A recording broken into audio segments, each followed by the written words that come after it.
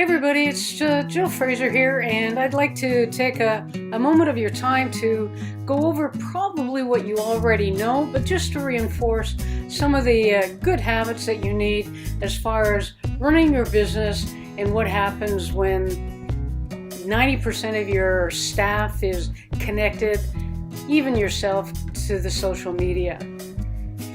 It's very important as a business owner, it's very important as the manager, or even as a fellow employee, to make sure that you've got the right connection. It's fine. Encourage people to be on social media. It's good for them. Basically, it helps your business if your staff is promoting where they work in their workplace. However, there are things you need to be careful. And what you need to be able to do is connect your staff and their social media habits and your business.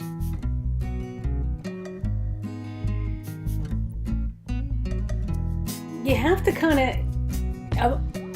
you need to encourage your staff to be careful when they're on their computers, especially. We know workplace is supposed to be workplace, and you need to have your safeguards in place, but realistically, you can't keep an eye on your staff the whole time, nor should you. And the other is that your staff, when they visit social media sites, normally they would do it on their phone, so it's probably not such a big deal. But if they do happen to do it on the work computer, do you have your safety precautions in place? In other words, you don't want to spy on them 100%, but you need to know that if they slip up and if they go on to their social media site, Facebook, Instagram, Twitter, can all be accessed on a desktop. Is your business protected when your employees do that? So it's important to set your employee guidelines so that they already know what they're going to do. And the primary one is personal information. It's one thing for them to share their personal information at home or on their phone. However, it becomes a little more dicey if they start sharing personal information on the work computer. Caution them to be careful. Explain that it's really probably not a good thing for the whole world to indiscriminately know, and they don't know what kind of bots that are following them that will now infect their workplace computer. So it's kind of a slippery slope of how much control can you have over your personnel, and how much do you need to protect your business. So set up those company policies. Your business is your lifeblood, and you can't afford to have an employee destroy that reputation. So set your guidelines up.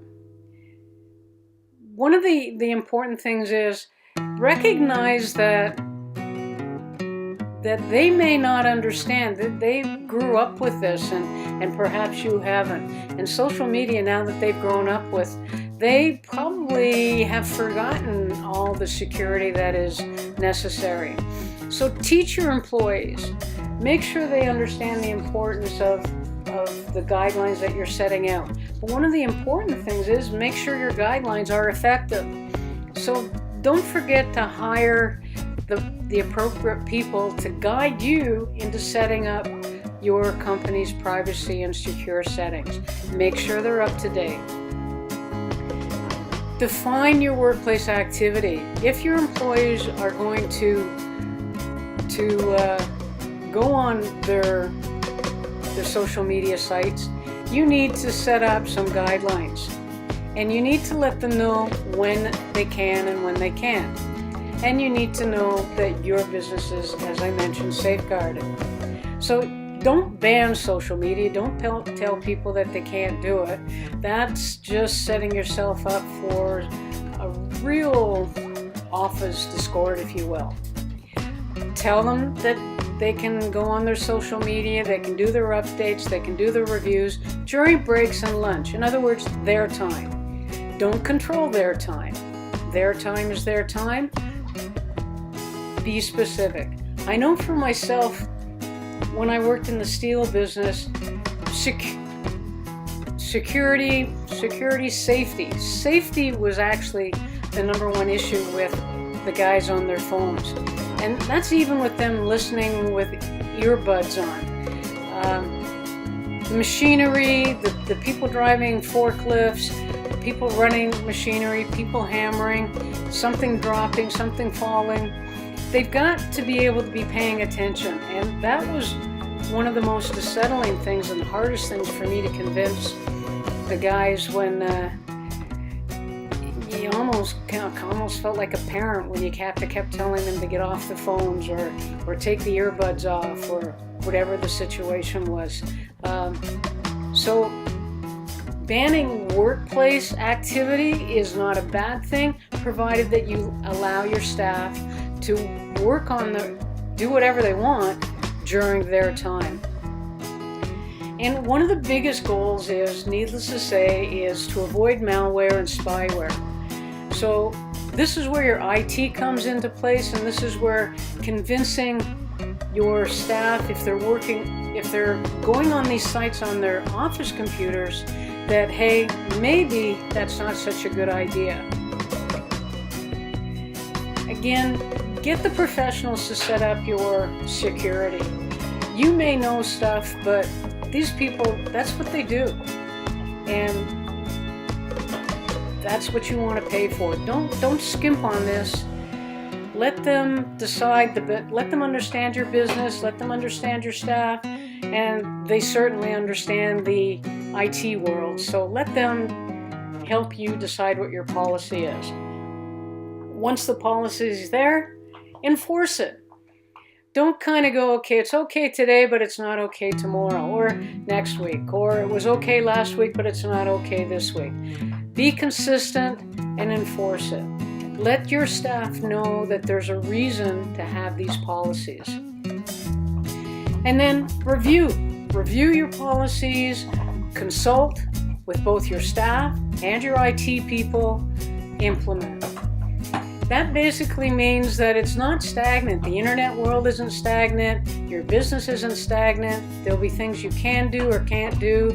There are things that you might not have been able to do yesterday, but you can do today. There are things that you did yesterday that you shouldn't do. So always review your policies. Always consult with both staff and your IT people. And then obviously the passwords. Passwords are kind of one of those things where you used to get away with 4 or 5 letters and all lowercase or all uppercase, and used to get away with that. And needless to say, those of you who are on internet sites now and signed up for programs already know this, but your passwords now are alphanumeric. They tend to be upper and lowercase. Most sites will encourage numbers and characters,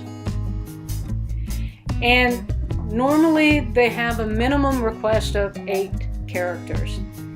Now, what that basically means, and as I say, most of you already know this, is that your password's going to be a combination of capitals and lowercase numbers and periods, dashes. Usually quotation marks aren't allowed, but any site that you sign up with a password, you will find that they will already guide you on what they will allow. And the key idea here with your passwords is mix them up.